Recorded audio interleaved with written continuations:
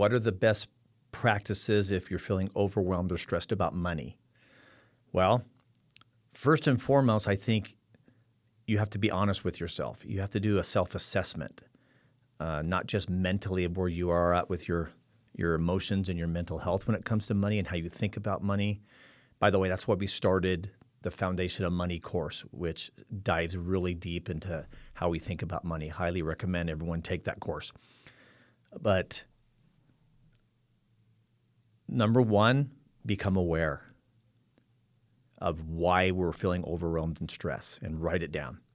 Writing down versus just typing or something or putting stuff on a computer is the difference between writing down, like journaling, versus just typing something is huge. Second thing is, when it comes to money, if you haven't done this, create a real budget. Either get an app, like Monarch or some of the other apps that are out there. Rocket has an app, and there's several apps out there you can do. Just use a spreadsheet if you want. I've used a Google Sheet for my budget and expenses for years, like 20 years. And so just use some tool where you can figure out where your money's going. So obviously you need to look at your income and you look at your expenses. And when I've done this in the past, I have people that find anywhere from $300 a month on the low end to a couple $1,000s of money that they don't need to be spending. It's just not important. And that $300 to $500 could really save somebody's budget and get rid of that stress right away. So that's number one, is start lay out your expenses and your income. That's the second thing. Another thing to do is start looking at what you're doing for work.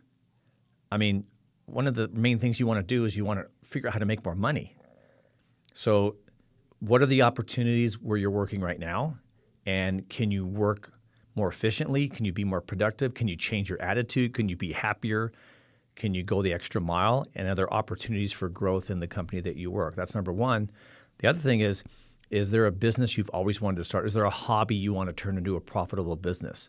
Start thinking outside the box and having faith that you can create a product or a value added service that you can be profitable with.